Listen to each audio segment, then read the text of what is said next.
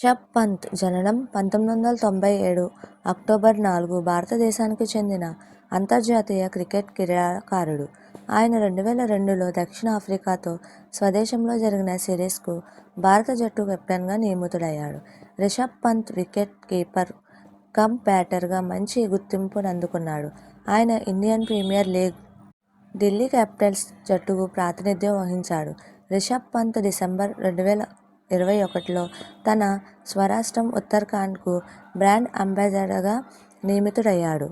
June 2002లో దక్షిణాఫ్రికాతో జరిగిన T20 సిరీస్కు captain KL Rahul గాయం కారణంగా దూరమవ్వగా రిషబ్ పంత్ను భారత కెప్టెన్గా నియమించారు.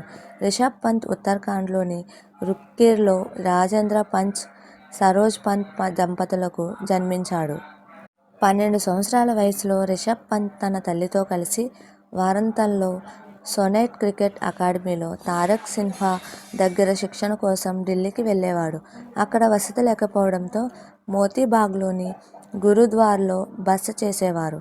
అతడు ఢిల్లీ విశ్వవిద్యాలయంలోని శ్రీ వెంకటేశ్వర కళాశాల నుండి పట్టభద్రుడయ్యాడు. రిషబ్ తండ్రి ఏప్రిల్ 2017లో గుండెపోటుతో మరణించాడు. Rishabh Pant Rajasthan U13, U15 cricket ఆడటానికి సిద్ధమయ్యాడు. కానీ ప్రయోజనం లేకపోయింది.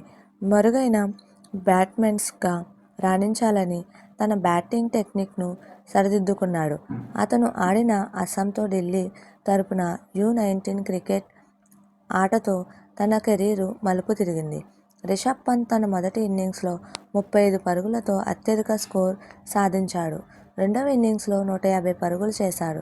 2016 అండర్-19 క్రికెట్ ప్రపంచ కప్ సందర్భంగా రిషబ్ పంత్ 2016 ఫిబ్రవరి 1న నేపాల్పై 18 బంతుల్లో 50ని సాధించాడు. 2022 డిసెంబర్ 30న రిషబ్ పంత్ ఢిల్లీ నుంచి స్వస్థలం ఉత్తరాఖండ్కు కారులో వెళ్తుండగా రోడ్డు ప్రమాదం చోటు చేసుకుంది. రూర్కీ దగ్గర ఆయన ప్రయాణిస్తున్న కారు అదుపు తప్పి డివైడర్ని ఢీకొట్టింది. ఈ ప్రమాదంలో ఆయనకు తీవ్ర గాయాలయ్యాయి. స్థానికులు ఆయనని వెంటనే దగ్గరలో ఉన్న ఆసుపత్రికి తరలించారు. ప్రమాదం అనంతరం కారులో మంటలు చెలరేగాయి. మంటల్లో కారు పూర్తిగా దగ్ధమైంది.